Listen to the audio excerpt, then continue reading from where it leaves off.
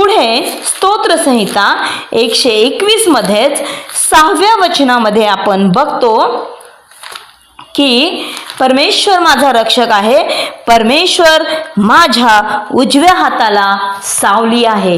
उजवा हात म्हणजे आपला कामाचा हात असतो. बहुतेक लोक आपली कामं जी आहेत ती उजव्या हाताने करतात.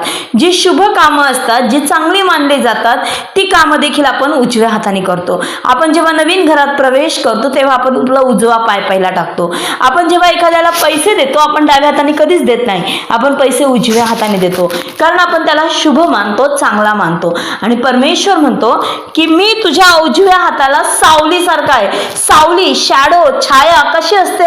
आपली सावली कधी आपल्याला सोडून जाते का? नाही जात. आपण जिथे जिथे जाऊ तिथे तिथे आपली सावली, आत्ता देखील आपण जर इथे बसलेलो असलो तर आपल्या पाठीमागे आपली सावली आहे. आपण रस्त्याने चालत असलो आपल्या बरोबर आपली सावली राहते. प्रत्येक वेळी आपली सावली जशी आपल्या बरोबर राहते तसा परमेश्वर तुमच्या आणि माझ्या सोबत आहे. त्याचं वचन सांगतं की तो आपल्याला कधी सोडत नाही, तो आपल्याला कधी टाकत नाही. त्याचं वचन सांगतं यशायाच्या पुस्तकामध्ये की जन्म देणारी आई एखाद्या वेळेस आपल्या मुलाला विसरेल, ती एखाद्या वेळेस आपल्या मुलाला सोडून देईल, परंतु मी तुला सोडणार नाही, टाकणार नाही. स्तोत्रसंहिता 27 मध्ये दाऊद राजा म्हणतो की मला माझ्या आई वडील सोडून देतील, माझ्या आई वडिलांनी मला सोडलं, परंतु परमेश्वराने मला उचलून घेतलं. आणि आपण बघतो की दाऊद जो आहे तो दाऊदच्या घरामध्ये एक दुर्लक्षित मुलगा होता. त्याचे भाऊ जर बघितले आपण तर सगळे शिकलेले होते, वेल एज्युकेटेड होते, सैनिकाचं शिक्षण घेऊन राजाच्या दरबारीत ते काम करत होते. आणि दाऊद साधा मेंढपाळ होता. ज्यावेळेस शमूएल राजा म्हणून अभिषेक करण्यासाठी आला तिथे त्याचे प्रत्येक भाऊ उपस्थित होते. पण दाऊदला काय केलं होतं त्याच्या वडिलांनी? तुझं काय काम आहे, तू काय करू शकतो, तू काय नाही करू शकत, तू एक काम कर, तू मेंढरा घे आणि चरायला जा, तू हीच कामं करणार, तू हीच कामं करायच्या लायकीचा आहेस किंवा हीच तुझी पात्रता आहे.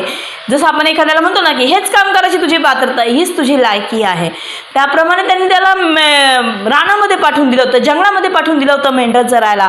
परंतु परमेश्वराने त्याला उचललं. ज्यावेळेस शद्रक, मेशक, अबेदnego यांना अग्नीच्या भट्टीत टाकणार होते आणि त्याच्या आधी राजाने त्याला विचारलं की मी जी मूर्ती उभी केली त्याला तुम्ही नमन का नाही केलं? मी आत्ता पुन्हा बासरी, वीणा, सतार सर्व काही वाद्य वाजवतो आणि तुम्ही त्या मूर्तीला नमन करा, कारण ह्या जगात असं कोणी नाही, असा कोणताही देव नाही की तो तुमचं माझ्यापासून रक्षण करेल. तो म्हणतो राजा तुझ्या ह्याचं उत्तर आम्ही देण्यासाठी तुला बांधील नाही आहोत, तरी देखील आम्ही तुला सांगतो तू ह्या तप्त अग्नीच्या भट्टीत आम्हाला टाकलं तरी आमचा परमेश्वर आम्हाला या अग्नीतून सोडवेल, तो आमचं रक्षण करेल. आणि काय चमत्कार झाला त्या अग्नीमध्ये. अग्नीत टाकताना त्या अग्नीत टाकणारी माणसं जळाली, कारण राजाला राग आला उलट उत्तर दिलेलं. राजाने 7 पट भट्टी तापवली, त्याला टाकणारी माणसं जळली, परंतु ज्यांना टाकलं होतं शद्रक, मेशक, अबेदnego ते जसेच्या तसे होते. आणि राजाने त्यांच्यासोबत त्या अग्नीमध्ये 4था मनुष्य बघितला आणि बायबल सांगतं की तो देवाच्या पुत्रासारखा होता. म्हणजे प्रभू येशू ख्रिस्त स्वतः त्यांना त्या अग्नीत वाचवायला आला. तो स्वतः त्या अग्नीमध्ये उतरला. जेव्हा गरज पडते, जेव्हा देवाला वाटतं की इथे मी माझं दूत नाही पाठवू शकत, त्या ठिकाणी देव स्वतः येतो आणि तुमचं रक्षण करतो. आता काही